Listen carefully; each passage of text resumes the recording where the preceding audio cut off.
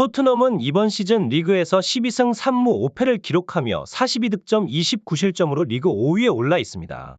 반면 벌리는 3승 2무 15패로 20득점 41실점을 기록, 리그 19위에 머무르고 있죠.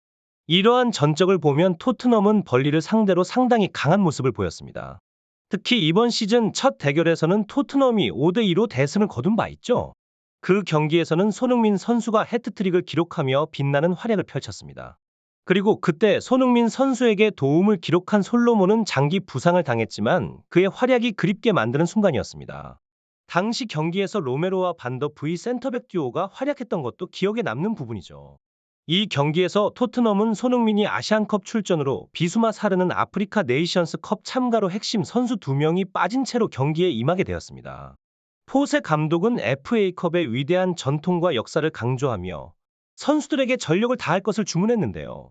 손흥민의 빈자리가 토트넘에 어떤 영향을 미칠지 많은 팬들의 관심이 집중되었습니다. 경기는 카리오, 키퍼포로, 로얄, 벤 데이비스, 우기스, 세스키, 로스, 존슨으로 구성된 선발 라인업으로 시작되었는데요. 반더베이크가 중심을 잡고 경기 초반 키퍼의 롱패스가 전방으로 전달되며 공격에 물꼬를 텄습니다. 브레넌 존슨은 박스 안에서 뉴캐슬과의 경기에서 손흥민이 했던 것처럼 수비를 벗겨내고 컷백을 시도했지만 벌리의 견고한 수비에 막혀 공격이 좌절되고 말았습니다. 이번 경기에서 토트넘은 손흥민의 부재로 인해 공격진에서 새로운 전략을 구사해야 했습니다. 선수들은 더욱 팀워크와 집중력을 발휘해야만 승리를 거둘 수 있었죠. 과연 토트넘이 이러한 어려움을 극복하고 승리를 가져갈 수 있을지 경기 후반부의 흥미진진한 모습들을 지켜보겠습니다. 토트넘과 벌리의 치열한 경기 계속해서 주목해주세요. 지금까지 여러분과 함께했습니다. 다음 소식에서 만나요. 경기가 진행됨에 따라 토트넘은 손흥민의 부재 속에서도 여러 차례 골 기회를 만들어냈습니다. 9분경 스키비 시시리 송에게 정확한 패스를 찔러주며 기회를 만들었으나 시시리 송의 왼발 슈팅은 크게 빗나가고 말았습니다.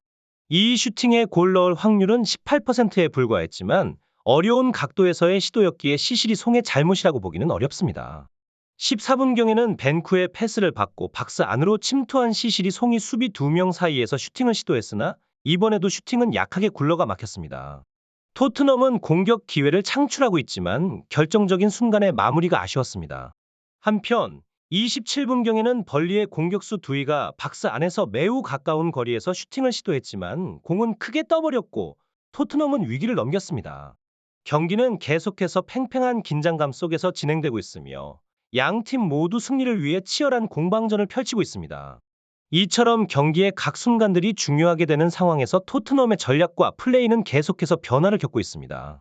전반 27분을 넘어가며 경기는 계속해서 토트넘의 우위로 흘러갔습니다.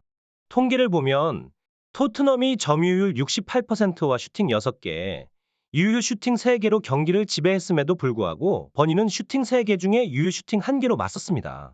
이렇게 경기를 주도하고 있는 토트넘의 모습이었지만 기대를 모았던 시시리 송의 골 찬스에서의 성급함은 여전했습니다.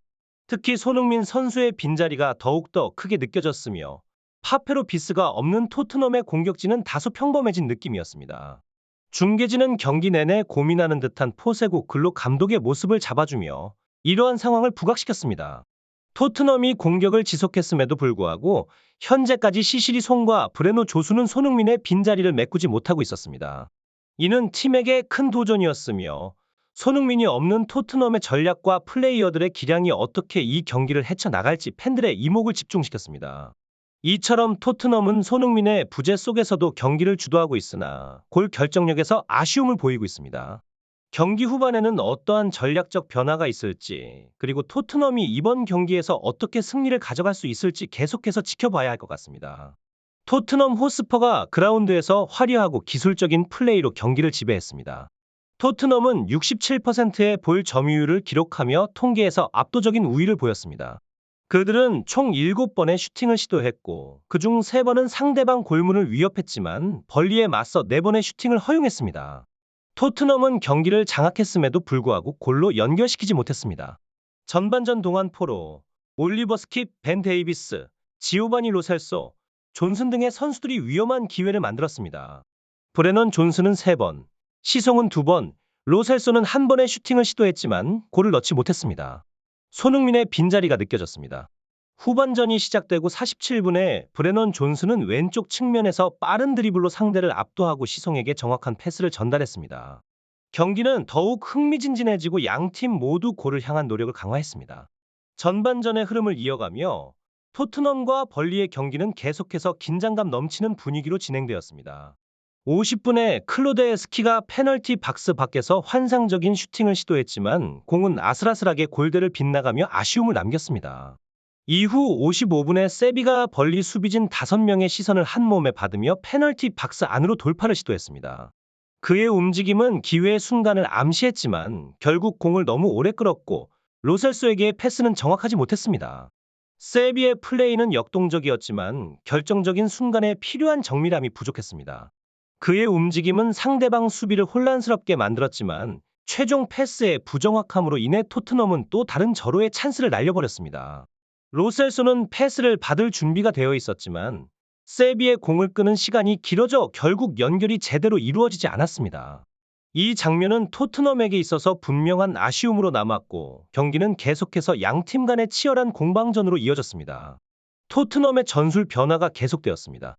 58분에 로셀소를 대신해 브라이언 기를 투입함으로써 경기의 흐름을 바꾸려는 시도가 이루어졌습니다. 이어서 65분 에메르송 로얄이 왼쪽 측면을 따라 전진하며 후방에서 들어오는 브레넌 존슨에게 완벽한 크로스를 제공했습니다. 존슨의 발리 슛은 환상적이었지만 벌리의 골키퍼에 의해 선방되어 아쉬움을 남겼습니다. 이 장면은 골에 매우 근접했음에도 불구하고 득점으로 이어지지 않았습니다. 경기는 78분에 토트넘의 역습 상황으로 이어졌습니다. 세세뇽이 오른쪽 측면에서 드리블을 하며 중앙으로 치고 들어가는 시잘리 성에게 크로스를 넣었습니다. 하지만 시잘리 송은 아쉽게도 좋은 크로스를 머리에 맞추지 못하고 득점 찬스를 날려버렸습니다. 이 순간은 시잘리 송에게 있어서 분명한 아쉬움이었고 토트넘의 공격적인 노력에도 불구하고 득점으로 연결되지 못했습니다. 그러나 경기의 흐름은 계속해서 토트넘 쪽으로 기울어졌습니다. 페드로 포로가 경기장을 누비며 지속적인 위협을 가했고 토트넘은 계속해서 벌리의 골문을 노렸습니다. 포로의 결정적인 중거리 슛으로 인해 토트넘이 1-0으로 리드를 잡게 되면서 경기는 새로운 국면을 맞이했습니다. 이 원더골은 토트넘의 공격진이 겪고 있던 부진을 일거에 날려버리는 순간이었습니다. 이 골로 인해 토트넘 팬들 사이에서 다양한 반응이 터져나왔습니다. 반더베이크 홈구장에서 팬들은 경기의 전환점을 목격하며 흥분과 기대감으로 가득 차 있었습니다. 꿈과 현실이 만나는 순간이야. 한 팬은 말하며 오늘은 패배할 것 같았는데 우리 팀이 마침내 공격에 물꼬를 트는구나 라고 환호했습니다. 이 골은 토트넘에게 자신감을 불어넣었고 경기의 흐름을 바꾸는 중요한 요소로 작용했습니다. 한편 벌리와의 경기에서 어려움을 겪고 있던 토트넘은 이제 더욱 공격적인 전략을 펼치며 경기를 지배하기 시작했습니다. 팬들은 미드필더와 전방에서 더 많은 활동을 기대하며 팀이 이끌고 가는 기회를 활용하기를 바랐습니다. 이러한 전환점은 경기에 새로운 활력을 불어넣었으며 토트넘은 점차 경기를 장악하기 시작했습니다. 그러면서도 존스의 상황에 대한 언급이 이어졌습니다. 존스는 버니가 계속 한 명만 마크시키는데도 불구하고 파이널 서드에서 고전하고 있어. 우리에겐 골이 필요해. 좀 더 빠르게 경기를 진행할 수 없나? 어떻게 이렇게 많은 기회를 날려버릴 수 있는 거야? 이러한 질문은 토트넘의 공격진에 대한 아쉬움을 드러냈습니다. 손흥민의 부재가 팀에 미치는 영향도 강조되었습니다. 손흥민이 너무 그립다. 이번 시즌 최악의 축구 중 하나인 것 같아. 이러한 발언은 토트넘의 현재 상황을 더욱 극명하게 부각시켰습니다. 경기는 계속되었고 토트넘은 경기 막바지에 접어들면서 승리를 위해 더욱 강력한 공격을 펼치기 시작했습니다. 이러한 상황에서 팬들과 해설자들은 팀의 역량과 잠재력을 최대한 발휘하기를 기대하며 경기를 지켜보았습니다. 토트넘의 현지 팬들은 경기에 대해 더욱 열정적으로 반응하며 손흥민에 대한 이전의 비판적인 목소리가 어디로 갔는지 물었습니다. 손흥민을 그렇게 욕하던 사람들 어디 갔냐고. 그들은 팀의 중요한 순간들에 대해 이야기하며 특히 올리버 스킵의 플레이에 대해 언급했습니다. 올리버 스킵 뭐 하는 거야? 공을 옆이나 뒤로만 패스하네. 좀 더 미래지향적인 패스를 하는 사람이 필요하다고. 페드로 포로의 골에 대한 찬사도 이어졌습니다. 페드로 포로의 골, 미쳤다.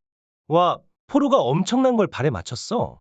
물론 결국 이렇게 될 거라고 믿었다고. 팬들은 박수와 함께 포로의 활약을 축하했습니다. 페드로 포로, 짝짝짝짝짝. 계속 요리해 버리라고, 전진하라고.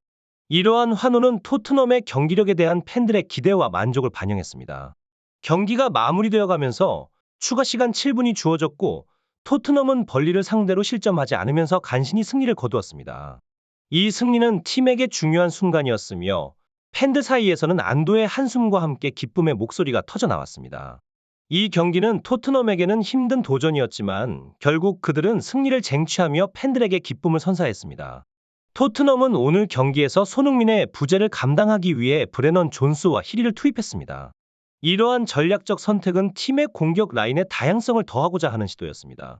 브레넌 존스는 무려 6번의 슈팅을 시도했고 히리는 2번의 슈팅을, 세비는 3번의 슈팅을 날렸지만 아쉽게도 득점으로 이어지지는 못했습니다. 이러한 상황은 공격수, 미드필더, 수비수의 역할과 포지션이 어떻게 중요한지를 드러내며 결정력 있는 플레이가 어떻게 일시적으로 만들어질 수 없는지를 보여주었습니다.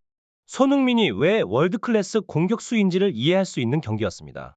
토트넘의 오늘 경기력은 벌리를 잡고 다음 라운드로의 진출을 성공적으로 이끌었습니다. 감사합니다. 방송이 종료되었습니다. 다음 영상에서 만나요, 여러분.